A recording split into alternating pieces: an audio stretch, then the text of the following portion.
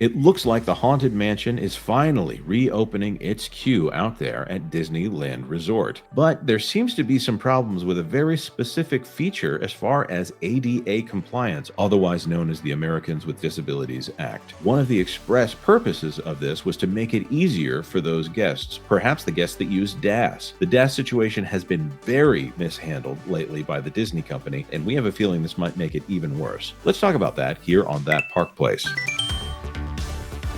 Hello, I am Jonas J. Campbell, an investigative reporter for That Park Place, and here with me is your host, your ghost host, Mr. VashSky.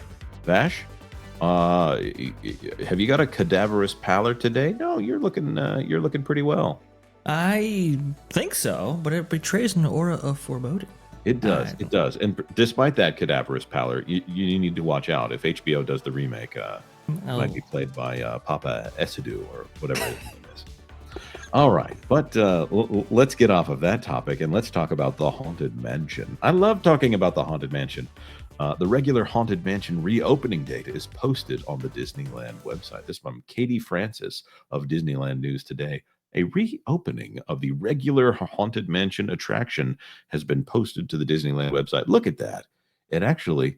This one looks a little nicer than the one at Walt Disney World, although the one at Walt Disney World looks a little bit more haunted. The attraction is currently operated, as the recording of this video, as Haunted Mansion Holiday through January 6, 2025. Now, are they saying that this is going to be shutting down on January 6th? Yes, the Haunted Mansion Holiday version. Well, that's horrible. That's the worst thing that I could imagine happening. You know what? Actually, I have got another news item here of something that is probably worse ending that happened on January 6th. Over here, Big Thunder Mountain closing for multi-year. Refurbishment will reopen in 2026 with new magic. Walt Disney World has announced that Big Thunder Mountain Railroad will be closed for refurbishment starting on January 6, 2025. So that's probably, I think this outranks it as my estimation of the worst things that's ever happened on a January the 6th. I think that's probably fair to say.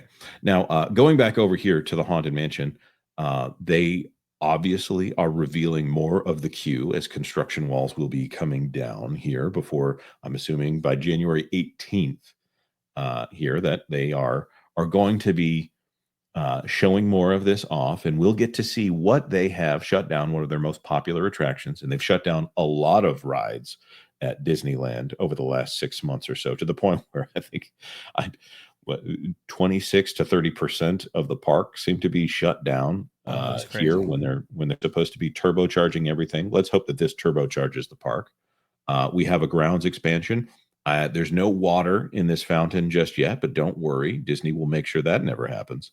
Since then, the Haunted Mansion has gotten a new outdoor queue and ADA elevator as part of the grounds expansion. The ADA elevator and new access hallway provide a new exit for guests in mobility devices, and the new outdoor queue allows guests in mobility devices to use the queue and regular attraction entrance. Now, this is one where I think Disney has missed the mark on this one. I think they probably went full steam ahead and didn't really think about what they're doing. Bash, I know you've got a lot more to say about it than I do. I really do, because you'll remember when we actually covered this story originally, when they talked about the carriage house and new shop, and they were going to be adding an elevator and so forth to this whole complex that's been around since 1969. One of the main tasks, I think, provided to either the Imagineers or theme park operators was to fix this situation, attach this attraction, being ADA accessibility. It has always been a problem because, well, those elevators, or I should say, those stretching rooms that you find inside the Haunted Mansion are actual elevators. They're not like Walt Disney World, for example, where the ceiling just lifts. No, you actually descend in order to get beyond the railroad tracks in order to see the bulk of the attraction. Well, obviously that becomes a problem when you're talking about ADA accessibility, wheelchairs, and so forth. You have to provide a way to get them back up, and that's been really an issue. So the way that they've solved this issue with this specific attraction is to add an additional elevator just outside of the grounds here that Jonas was so eloquently bringing up on screen. Well, I was able to view what they had actually done with this. You can see this tweet right here.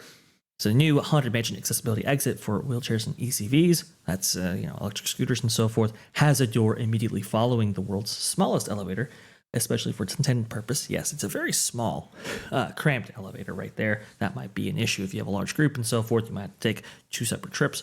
I'm not sure, but you would expect that this exit door be ADA compliant, because this whole project really was precipitated by adding ADA functionality. Well, no, you would be wrong. In fact, they have not added accessibility features to this door. There is no automatic door opener.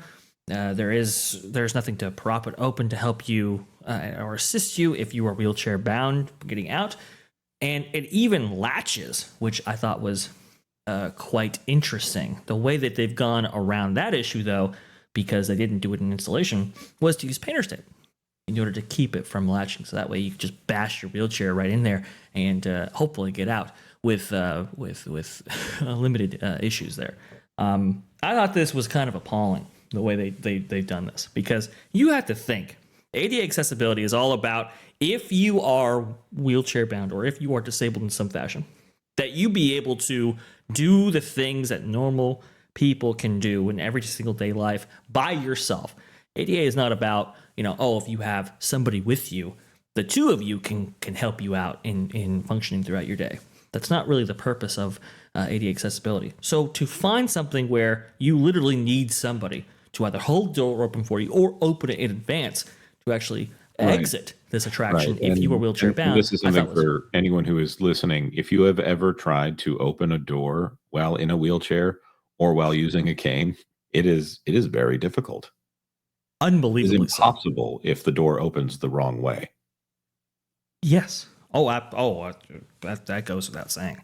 I mean, it is very, very difficult to do so. And thankfully, the door does open the way that it needs to in order to have people exit this specific space right here. But the way they've handled this, and the very last time I actually rode this attraction and experienced this, the painter's tape was not there. So that solution didn't last long, unfortunately. You'll just have to get your arm out and kind of get the door open there and push your way out. That could be, again, like Jonas has mentioned, that could be nigh impossible to do this.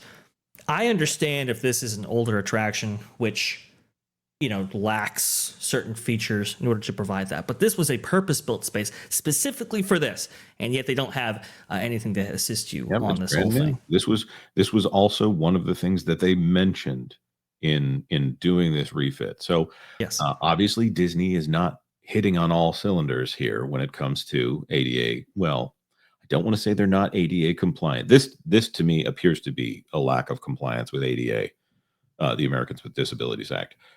The changes that they have made to the DAS system may or may not. I think the courts will decide whether or not the changes they've made to DAS constitute compliance. But they have taken away a lot of the benefits that they used to give to disabled guests and the parties that came with them.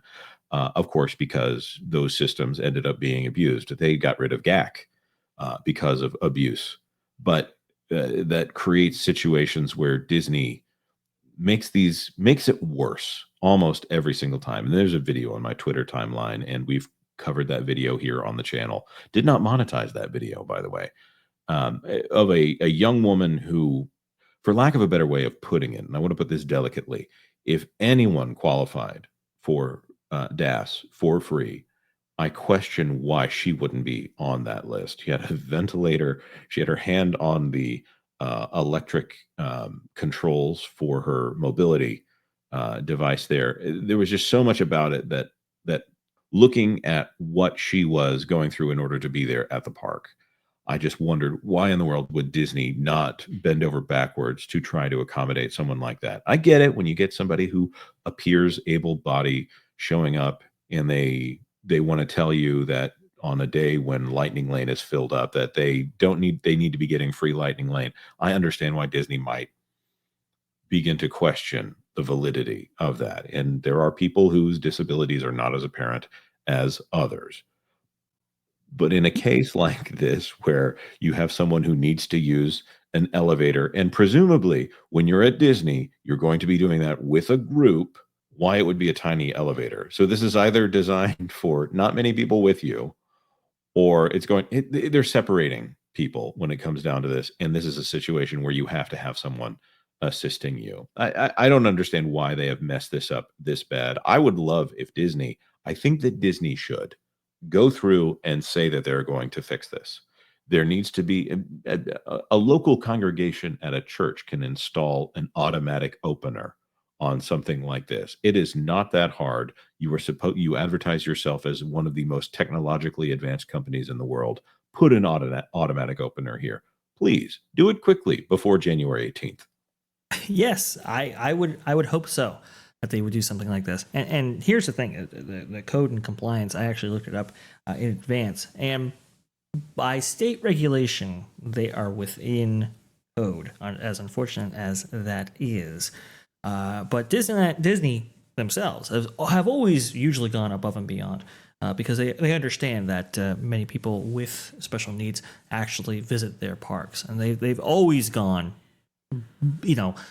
not to the standard of code, but beyond it.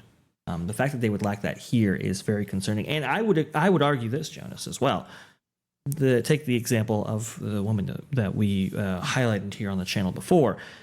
Would she be able to get out if she was alone? I'm not confident based off of the video that she would be able to do that on her own. And Right. I never want to judge somebody based off of a single video here. This is why I'm being so careful in saying this, because I don't want to put in on some kind of savior attitude here. But at the same time, this is something where it's a bad look for Disney. Yes. And Disney used to be very good at always getting out in front of these things and overdoing it in trying to benefit the disabled and veterans and disabled veterans and going down the list more and more here. This used to be a company that was known for going above and beyond. And the only thing they appear to be going above and beyond for lately is pricing. I would argue that they used to be the best.